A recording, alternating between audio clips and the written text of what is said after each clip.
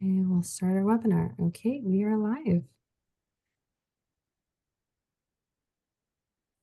Hello, everybody. I see folks coming into our attendee tab. Welcome, everyone. We're settling in.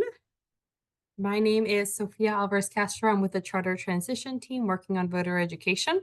Welcome for being here. Welcome to our Ranked Choice Voting Town Hall.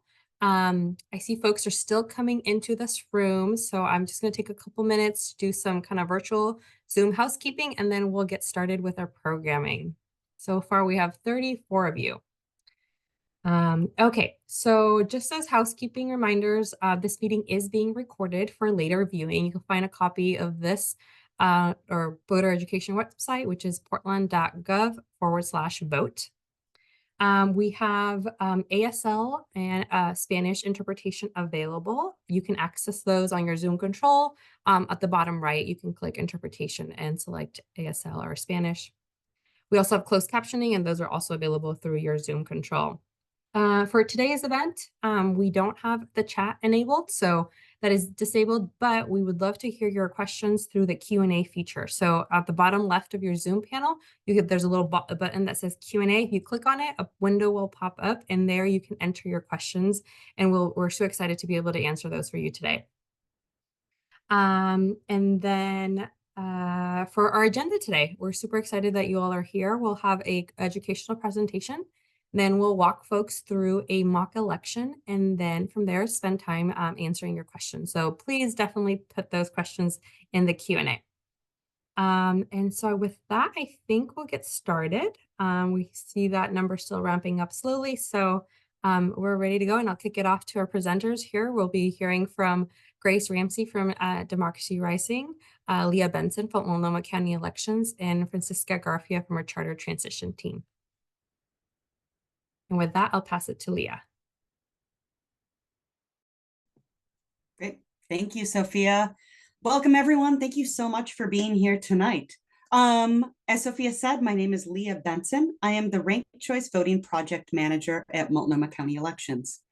Before we get into the specifics of voting, we want to go over a little bit and talk about the roles between Multnomah County and the City of Portland as we implement ranked choice voting here. Quite simply, we're working in really close collaboration with one another, but we also do have distinct roles. The City of Portland Elections Office is in charge of leading voter education for ranked choice voting for City of Portland residents, for providing education to candidates for City of Portland contests, and for qualifying candidates to be on the ballot in City of Portland candidate contests. In addition to that, they offer campaign finance regulation for the candidates. After that, that's where the county comes in. Multnomah County administers elections for every city and municipality within the boundaries of Multnomah County, and that includes the City of Portland. What the county takes care of is voter registration, creation of the voters pamphlet, helping out with voter education, and most crucially, designing the ballot and getting it out to voters. So once the City of Portland has qualified candidates for the ballot, Multnomah County takes those candidates, we design a ballot, and we ensure that every voter that's registered in the City of Portland receives their ballot with the correct contests on it. Then also, we then receive your ballot once you've filled it out, whether you return it at a library, in one of the drop boxes around town, put it in the mail, or you stop by the elections office to return it. After you return it, we process and count every ballot and make sure that you get results on the election. So again, I'm excited to be here tonight collaborating with our partners at the City of Portland. We're working closely on ranked choice voting implementation and education.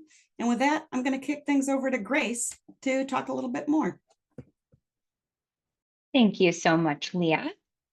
All right, so we'll get into the meat and potatoes of what we're talking about today. So our goal is for all of you that have so kindly taken time out of your day to join us.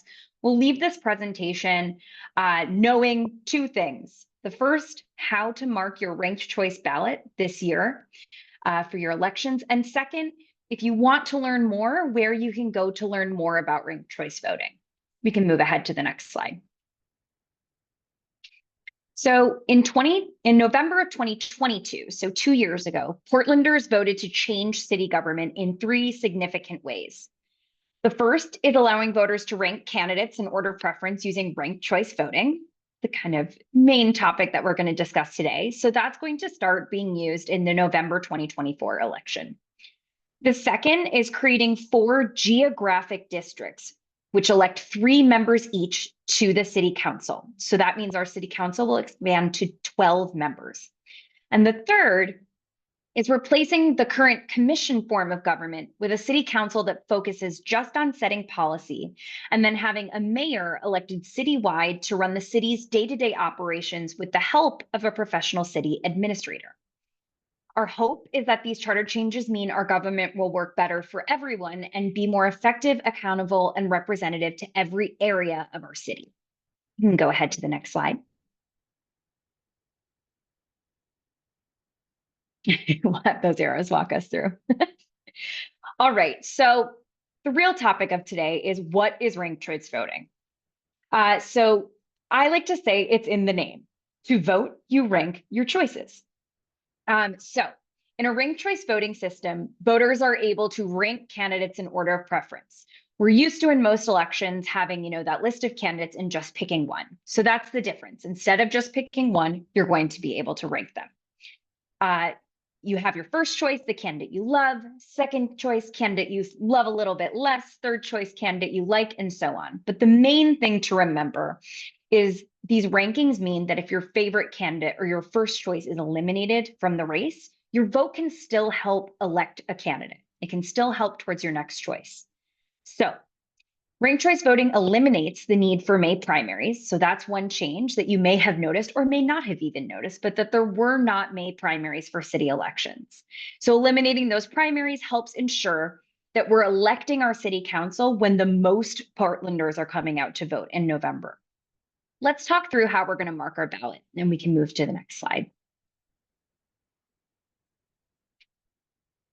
So here we can see our sample ballot. Those 4 marks on the right side. So those are some of the key things that we want folks to know, but we're going to walk through the process more slowly. So as you can see here, you can rank up to 6 candidates.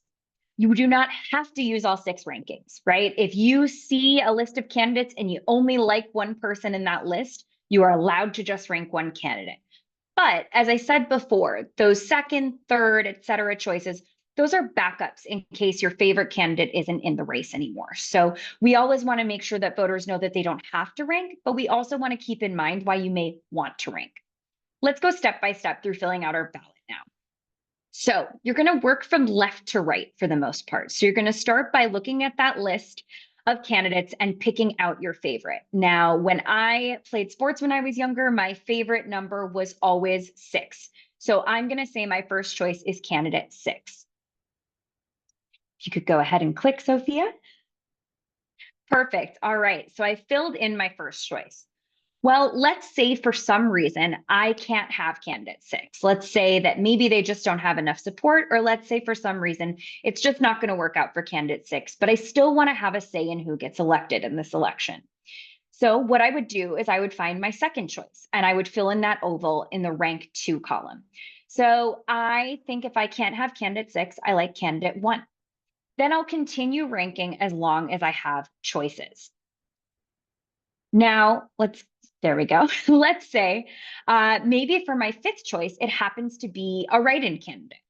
So what I would do is I would fill in that write-in candidate, and I would fill in the oval where I want to rank that write-in candidate, right? So it's not just enough to write it in, I still need to fill in that oval. So to sum up everything that we did here, you're going to mark 1 choice per column. So that means 1 first choice, 1 second choice, 1 third choice, and so on. I'm going to remember when I fill out my ballot, I don't have to use all of the rankings, but using those backup choices doesn't hurt the chances of my favorite candidate, right? They are just backup choices in case my favorite candidate isn't in the race anymore. If you have a write-in candidate, you still need to fill in one of those ovals for the write-in candidate. And once again, because it always bears repeating, ranking backup choices does not hurt the chances of your favorite candidate being elected. All right, so we'll move on and talk about some ways that you may mark your ballot and some ways you may not want to mark your ballot. So if you see this ballot here in rank 1, we see this voter has marked more than one person. And as we said on that last slide, you want to mark one person per column, one candidate per column. Now, this is an error that happens in any kind of election.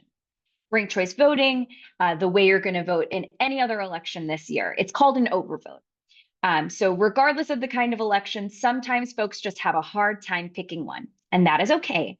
But we want to make sure that voters understand that even though you're being able to express more preferences in a ranked choice voting election, you still just need to have one first choice, one second choice, and so on.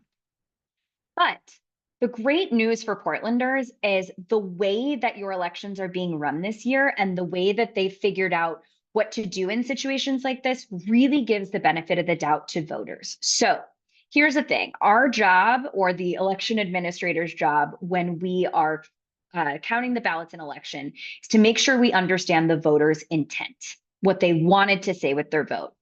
Now, with this overvote where they marked those 4 candidates on rank 1, we can't determine that voter's intent. We can't say, okay, they ranked 4, or they marked 4, but we think maybe this person is their favorite. We can't make that assumption for voters. So what we'll do is we'll just skip over that ranking. So rank 1, where 4 candidates were marked, we would skip over that and go to the next choice that the voter indicated on this ballot, which is candidate C. So if you mark your ballot this way, while you won't necessarily have that rank 1 counted, you will still have your vote count in this election, but it will be for candidate C. All right, we can move on to the next one. All right, here is another scenario we may come across. So this voter marked candidate A 3 times. So for their first, or for rank 1, rank 2, and rank 3. So one thing to note is sometimes someone may think that marking the same candidate more than once sort of supercharges their vote for that candidate or gives them more than one vote. And I want to be super clear that it doesn't. Ranking candidate A 3 times is the same as ranking them just as your first choice. Now, this ballot will do what the voter intended, which is give candidate A their first choice. But if candidate A is out of the race, we then look at that voter's next choice, right? And here, candidate A is still out of the race if we look at rank 2. If we look at rank 3, candidate A is still out of the race. So marking them more than once doesn't do anything more than ranking them as your first choice and moving on. So what we do is we'd look at candidate A and see that they're your first choice. If they're out of the race, we'll go to the next choice marked on your ballot, which would be candidate F. So we would just ignore the places where you ranked that candidate multiple times. We can move on to the next one. All right, so the last thing we'll talk about before we dive into our mock election is how we figure out our winners. So in a ranked choice voting election, the number of votes a candidate needs to win, we determine that by how many people we're electing or how many seats we're electing. So when we're electing one winner, like we will be with mayor and auditor in those elections, a candidate needs to earn more than half of the votes to win. And you might ask yourself, why? The reason it's more than half is because that's the smallest number of votes that one candidate can win or can earn, but 2 candidates can't, right? If 2 candidates have more than half of the vote, we have too many votes and something's gone wrong, right? So that's how we know. Is if one candidate gets more than half of the votes, they can't be beaten by another candidate. There isn't a candidate that can get more votes than them. So this thought process works the same when we talk about city council, but the number of votes changes. So we're going to talk about that now. So this works for more seats as well. So if there were 2 winners, it would be 1/3 of the vote plus 1 to be elected. And for 3 winners, it's 1/4 of the vote, or 25% plus 1. And it's the same logic as before. 3 people can get more than 25%, but 4 people can't, right? That's the theories. It's the fewest number of votes that 3 people can earn, but 4 people can't. So for the Portland City Council, we'll be electing 3 members of the council from each district. So candidates will have to earn more than 1/4 of the vote to be elected to one of the seats. So now I'm going to pass it to Francisca.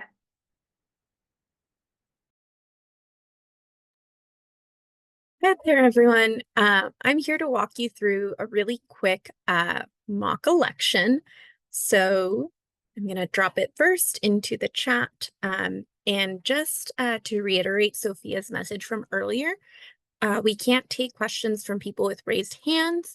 We also don't have the chat function enabled. So drop your questions in the Q&A function, and you should also be able to upvote them.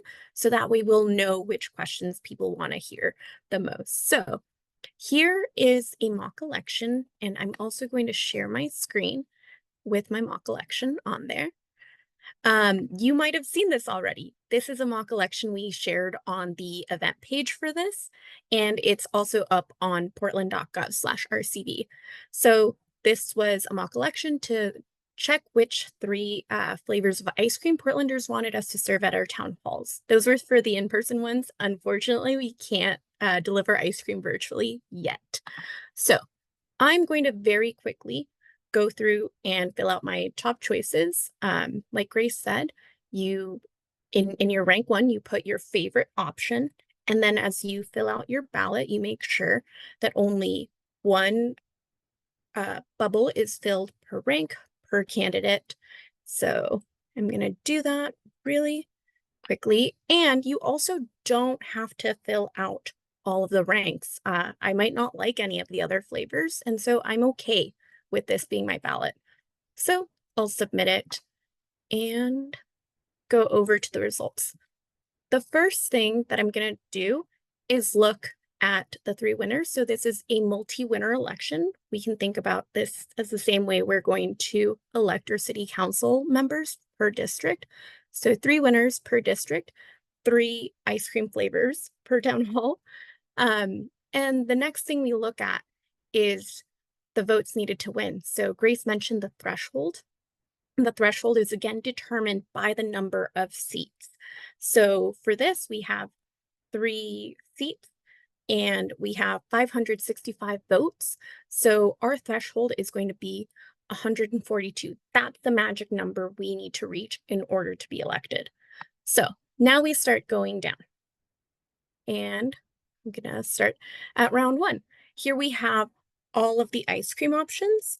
First thing we do whenever we start a round is check if any candidate, any option has reached that magic number, the threshold of 142.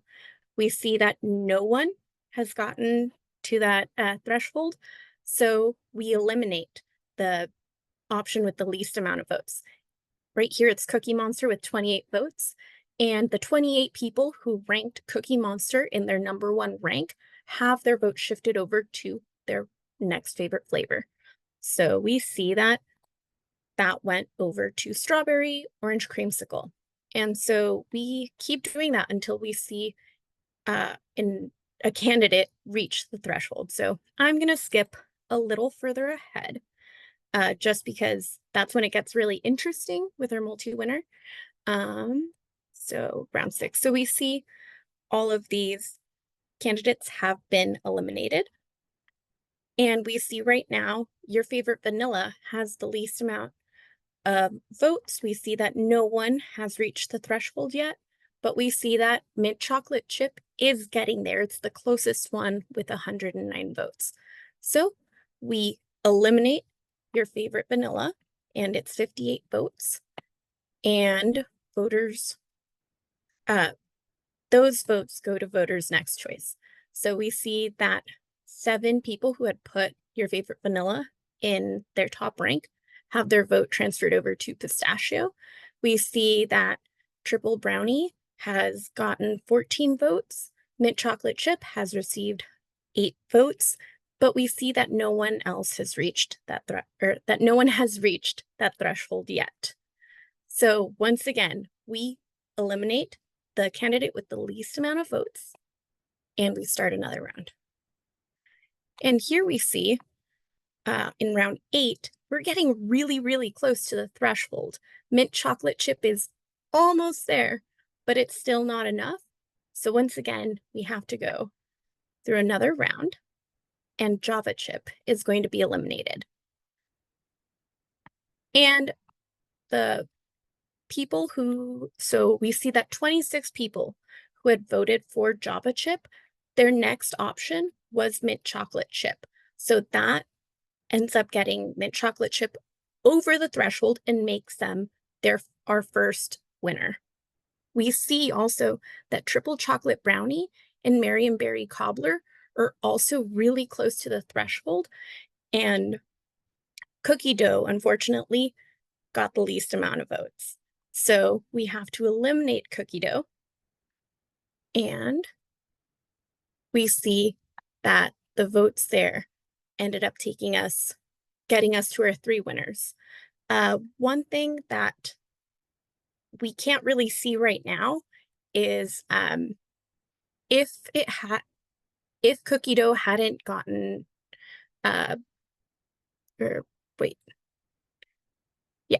if cookie dough hadn't gotten Marion berry cobbler and triple chocolate brownie over the threshold, a surplus would have happened, which is when the extra votes for a flavor are distributed to voters' next candidate. So a little bit of all of the votes there go and are distributed to voters' next option, just to make sure that we can reach the 3 candidates that need to get elected. Grace, do you want to speak a little bit about it? Sure, I'm happy to. And actually, I do think that's what happened there. So that's really exciting. So what we're seeing here is if we look at this round, if we stay right where we are, Francisca, you can see that mint chocolate chip actually has more votes than they need to be elected, right? So they've earned more than that 25%. And the point of this sort of voting with ranked choice voting when we're electing more than one person is we don't want to limit voters' ability to gain representation just because there's a lot of them, right? So we see a lot of voters feel similarly about mint chocolate chip. In fact, there's so many that they might want to have a say on one of those other 2 seats because they're a large group. And so we see that mint chocolate chip has 26 more votes than they need. And they have 167 voters. So these are slightly weird numbers, and I'm not going to do the math because math is not my thing. But what I'm going to tell you is each of those voters will have a little tiny portion of their vote go to their next choice because there's so many of them. And so we would take those, let's see, it's either 25 or 26 extra votes, and we would divide them amongst all 167 of those voters. So that tiny, tiny little fraction will go to that voter's next choice.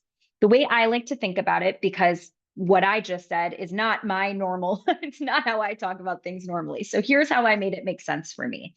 If my one vote is $1, let's say I'm a mint chocolate chip voter, and mint chocolate chip didn't need my whole dollar to get elected. They only needed, let's say, 90 cents of my dollar. I can spend that last 10 cents, my change from that dollar, on my next favorite candidate. So that's how that would work, is you get that small portion of your vote to go to your next choice if a candidate is so popular they didn't need the whole thing. So let's go to the next round, Francisca. So we can see here, yeah. So those extra votes that mint chocolate chip had, you can see it goes minus 25. So those extra votes beyond what they needed to win. So mint chocolate chip is still a winner. And the reason it says minus 25 is because we took those extra votes and we divided them amongst all those voters, and they had that small portion go to their next choice. And that small little portion, as we saw before, Marion berry cobbler and triple chocolate brownie were super, super close to being elected. And those voters who liked mint chocolate chip with that small portion, that was enough to put them over the line.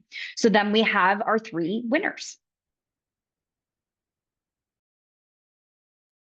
Excellent. And that's a multi-winner election. I also have an extra bonus election. We're not going to go over it here, but as always, we encourage you to practice ranking your vote. So I'm going to drop this one, which is ranking popular sculptures around Portland, and only has 1 winner. I'm going to drop that link into the chat too.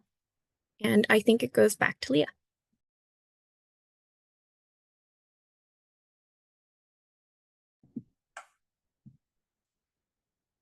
All right, hello again, everyone. I'm going to wait for Sophia to put some slides back up. But at this point, I want to talk a little bit about what happens after you turn in your ballots. So, okay, we can go back a few slides. Okay, great. So after you've filled out your ballot correctly, you filled in an oval in no more than one oval per column, no more than one oval per row. You've ranked as many candidates as you would like. You feel great about how you filled out your ballot. So at that point, you're going to put your ballot into that return envelope. You're going to drop it at a ballot drop box at your local library. You're going to put it in the mail, or you're going to bring it to the elections office.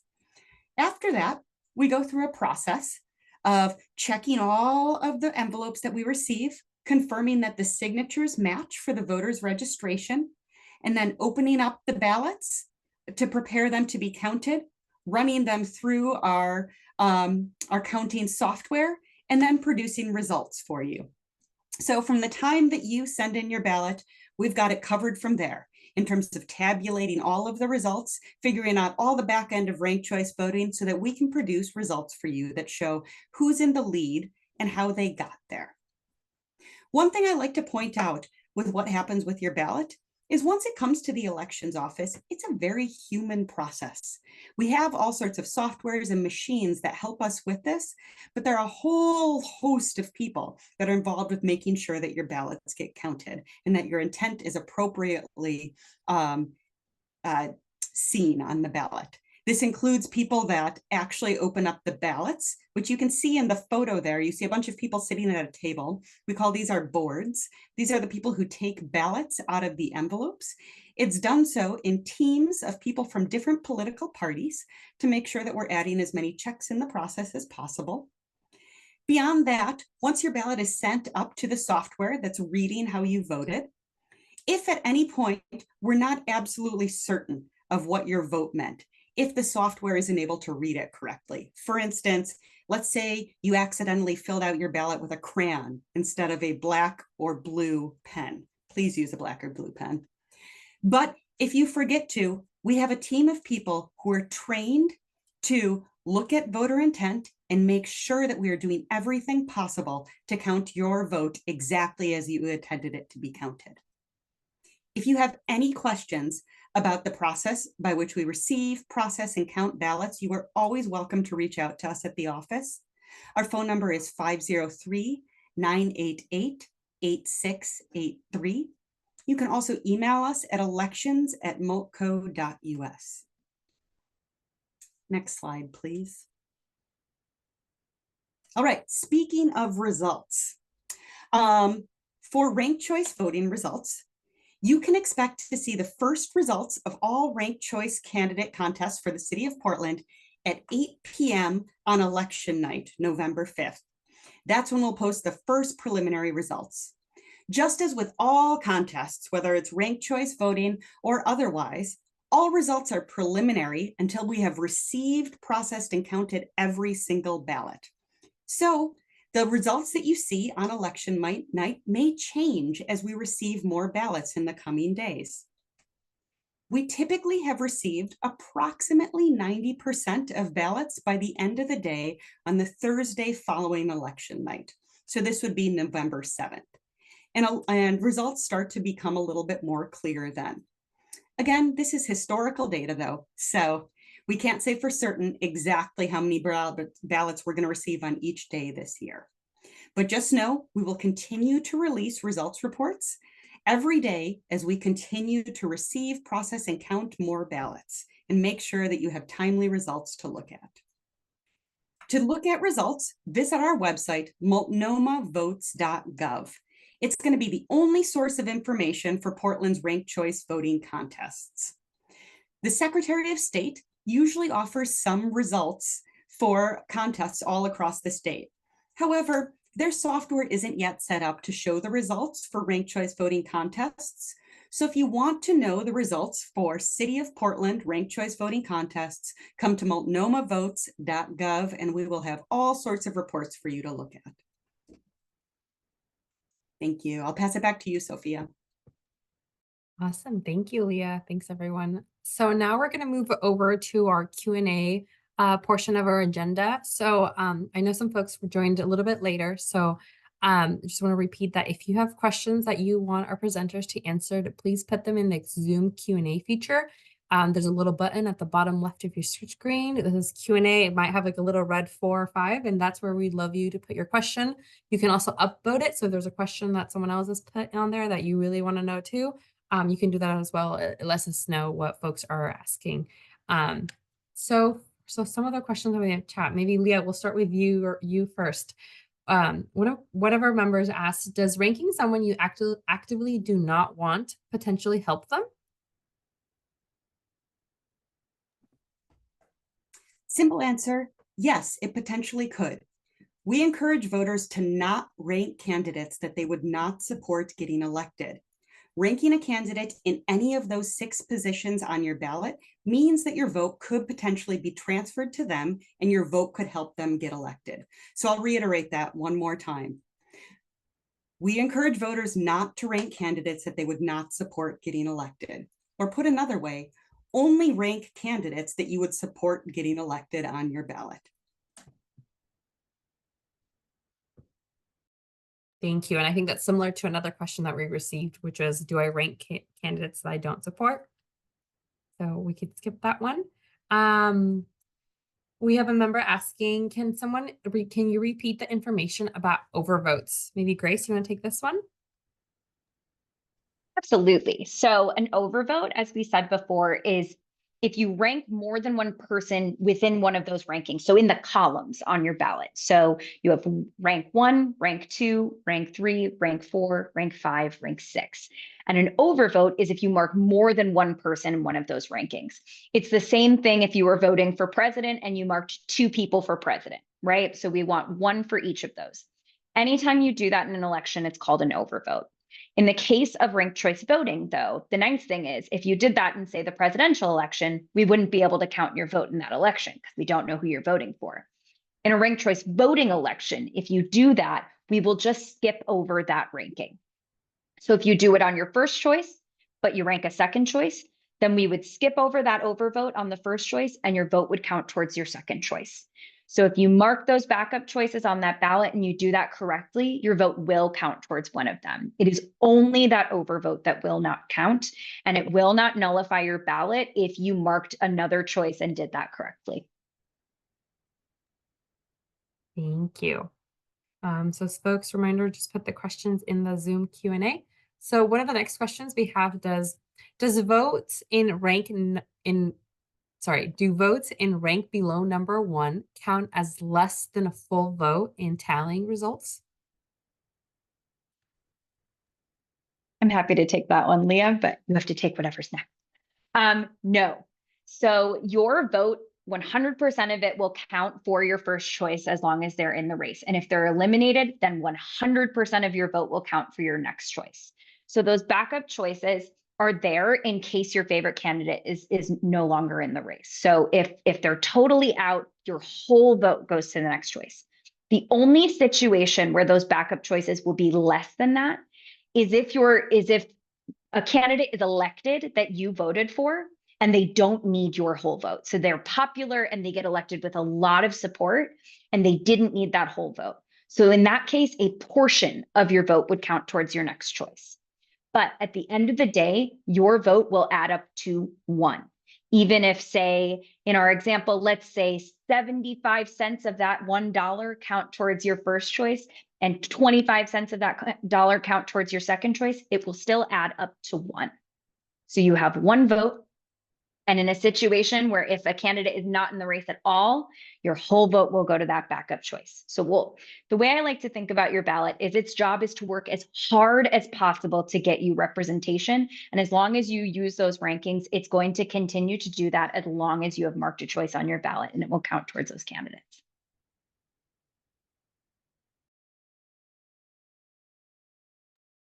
Thank you, Grace. All righty. Our next question is, what happens if 3 candidates don't get 25% of the vote for counselors? I'm happy to take this one. So with the multi-winner ranked choice voting contest for Portland City Council, the threshold for election again is we're looking for candidates to get 25% plus one vote to be elected. And that's what we anticipate happening. However, the way that Portland code was written, we are going to elect 3 candidates no matter what. So let's imagine a scenario in which there's one candidate who crosses the threshold for election with over 25% of the vote, and then their surplus votes are transferred to others. And we continue through multiple rounds of counting with candidates being eliminated and their votes being transferred. And we get to the end and there are only 2 candidates left and neither of them has received 25% of the vote. In that case, the last 2 candidates standing would be elected then. So they could be elected with less than 25% of the vote. Because per Portland City Code, we are going to make sure that there are 3 candidates that are elected in this contest. That said, this is something that we do not foresee happening. That said, I don't have a crystal ball and can't tell you the future for sure. It's a potential reality, but we do anticipate that all candidates will get over 25% of the vote.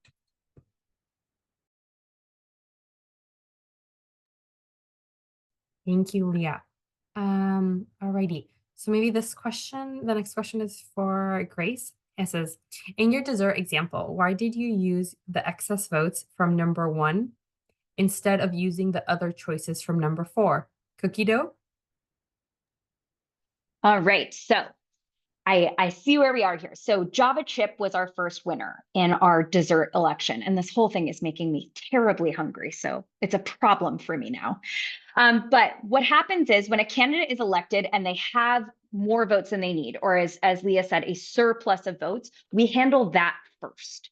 So when a candidate goes past the threshold, they have more than enough votes to be elected, we sort that out first. And we take those extra votes, we divide them amongst those voters, and those voters have that small portion go to their next choice. And what happened in that situation, we handled the surplus first, right? So Java chip crossed the line, we handled that surplus, and actually those excess votes were enough to put the next 2 candidates over the line, over the threshold to be elected. If that hadn't happened, if we would have handled those surplus votes and had those go to that small portion go to those voters' next choice, and it didn't put somebody else over the line, then we would have eliminated cookie dough, and we would have gone through that process where we eliminate the candidate with the fewest votes. Those voters have their whole vote go to their next choice, and very likely we would have had those folks cross the threshold, the threshold to be elected as well.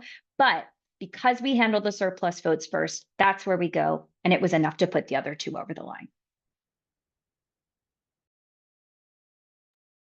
Thank you, Grace. One of our other questions is about results. So it says, will the results of the actual election be fully presented to the public, such as you have shown in the ice cream election example? Leah, you want to take this? Absolutely. I love talking about our results reports because they are great and very detailed. The answer is yes, they will be fully presented. Each time that we do a preliminary results update, it will show the full round by round tabulation for every single contest for City of Portland candidates. And it will be shown in 3 different ways. 1, a clickable bar chart that's really similar to the report that we walked through together in the ice cream election example. We're able to walk through and see and click to see how votes were transferred and how candidates reached the threshold. In addition to that, we'll have a table that shows how candidates were elected in a simplified, more easily visible way.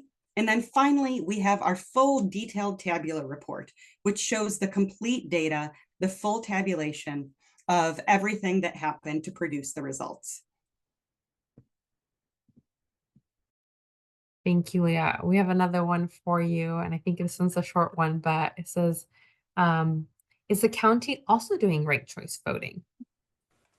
Yes, in November of 2022, voters in Multnomah County also voted to update their charter and to adopt ranked choice voting in future county elections. So we are currently implementing for the City of Portland, but we're laying the groundwork for the county as well, because starting in November of 2026, all Multnomah County residents will use ranked choice voting to elect elected county positions, such as county commissioners, the auditor, and the sheriff.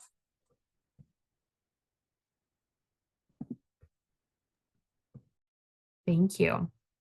Okay, another question just came in, folks. As a reminder, just feel free to put your questions here in the Q&A. We still have a little bit of more time. So one question we have coming up on what day/time does the vote tally begin? Great. I think I'll take this question. And I think I saw this before, someone talking about when do we count the first vote. So I'm going to err on the side of giving you all too much information. But in the state of Oregon with mail-in voting, we are allowed to start opening up ballots 7 days prior to Election Day.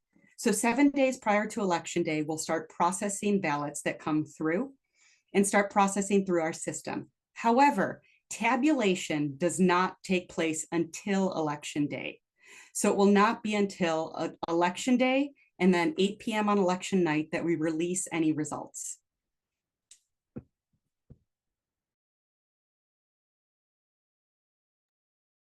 Thank you.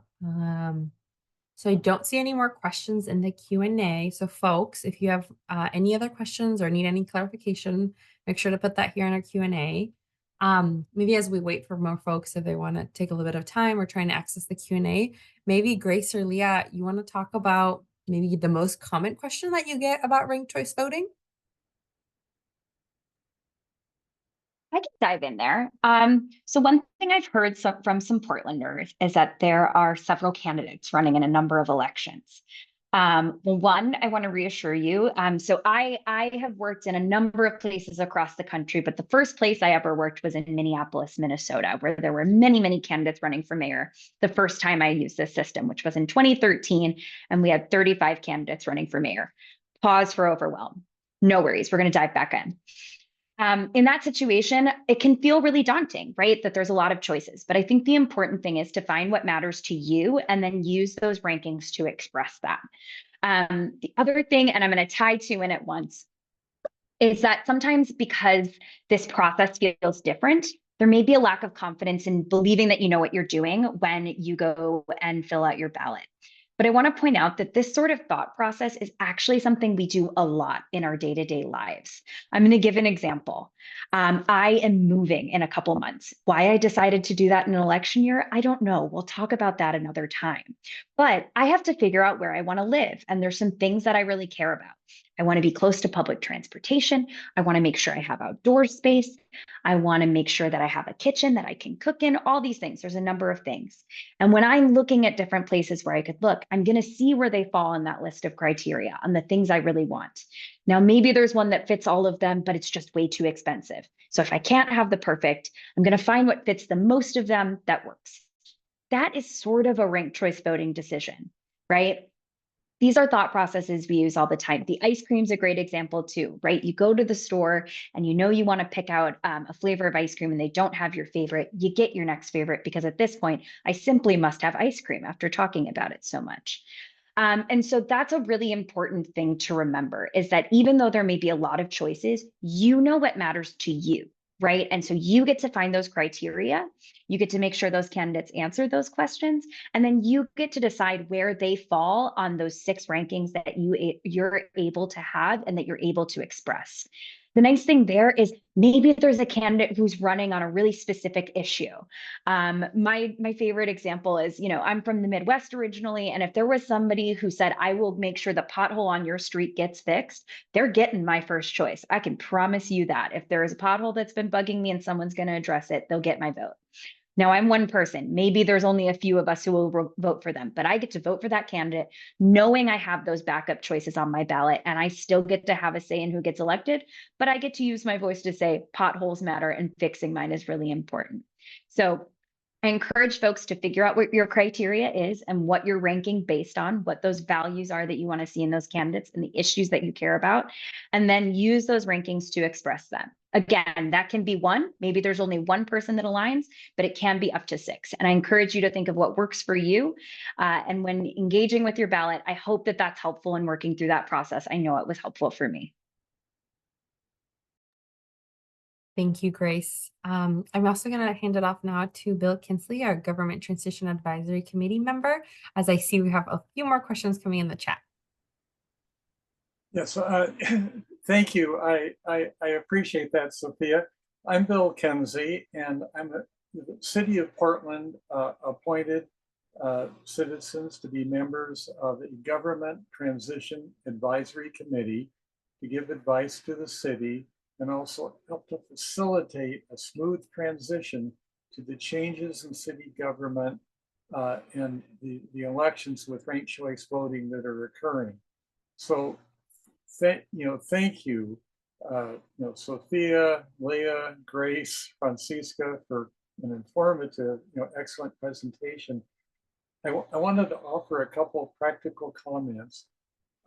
Perhaps first, when I see a couple additional questions in chat, I'll offer to answer them, but I want to respect the representatives of the county, so you can please revise my answers if you wish. One question is, how is the tabulation done? By computer? Answer, yes. Now, the county, it's prepared if there's a real close election. I think it's something like within 0.5% difference. The county will be able to do a hand count. But of course, we hope that the elections are not going to be that close. I see a follow-up question, Grace, to the question of why allocate the surplus votes before looking at the candidate that got the least number of votes and eliminating that candidate. I'm thinking that based on review of other municipalities that have had ranked choice voting, in order to assure full voting, it's the sequence that we use. Arguably, one could use the other sequence, but the sequence is transfer the surplus votes before one eliminates the candidate with the fewest votes. If I could move, maybe I can stop there. I don't want to take too much time. I wanted to offer a couple practical observations, but I'll hold off until we complete answers to these questions. So thank you, Sophia. Thank you.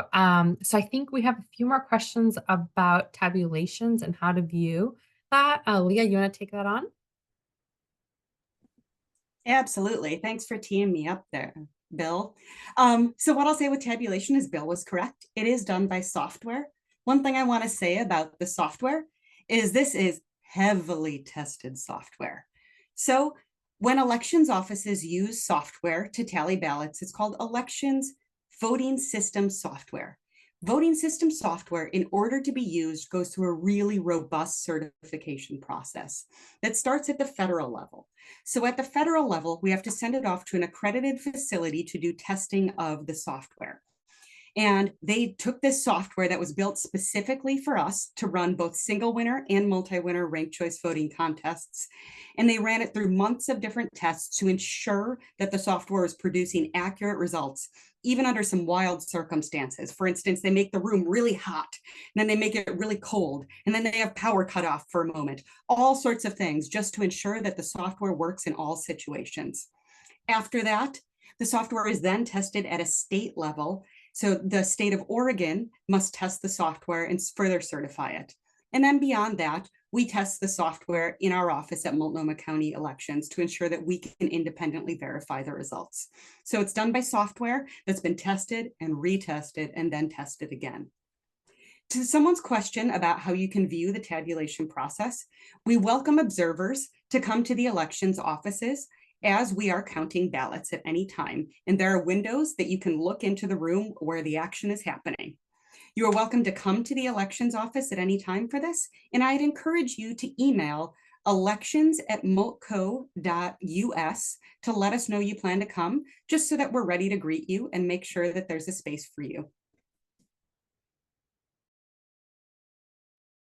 Thank you, Leah. So the next question is about surplus votes. Maybe Grace, you can take this one. But it says, why handle surplus votes before votes for the candidates with the least votes, ? Seems to give voters who choose candidates with the most votes more votes than those who choose a less popular candidate. you. And I think Bill kind of started to say this, and I almost chimed in, but it was perfect. But I will just reiterate what was being said.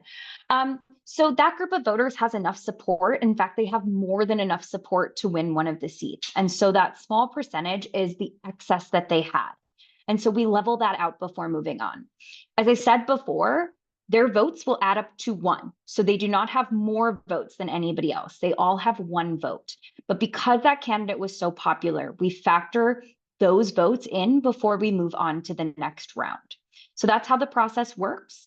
I am actually not aware of anywhere that does it differently. I just believe that that's how it functions because that group of people is large enough to have earned more than just a seat because they went beyond the threshold.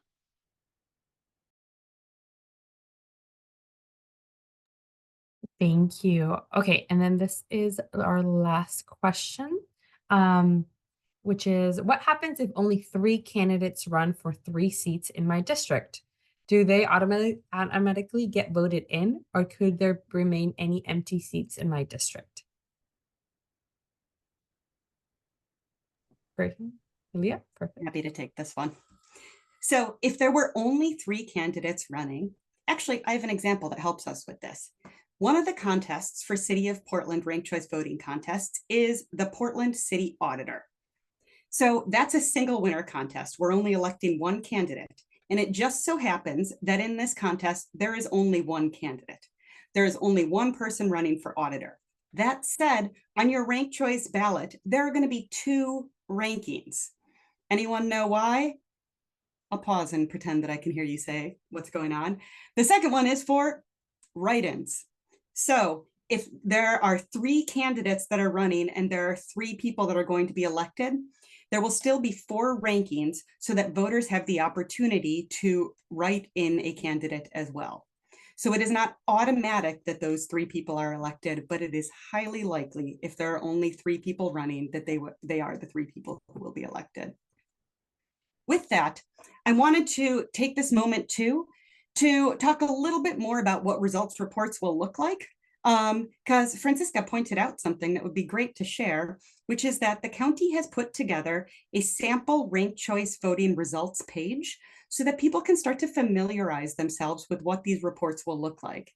And so she's going to add it into the chat at this time. And you can follow that link. And again, this is a sample page with mock election results for what you're going to expect to see at 8 p.m. on election night.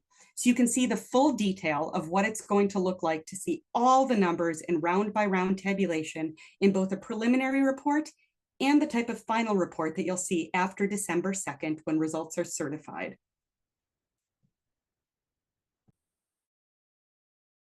Thank you so much for all that information. And with that, I think we're going to wrap up our Q&A as we only have the last couple minutes of our meeting, so we can go to the next slide. Great. So we know that we shared a lot of information with you today, and you may still have a lot of questions for us or your community members, family, friends. So we wanted just to point you for where you can find additional resources and information. So the portland.gov/vote 2024 website, you can find a ton of educational information, including videos, fact sheets, FAQs, did I say videos already? Yes, and recordings of meetings like this where you can learn more and re-listen. And we have our mock election platform.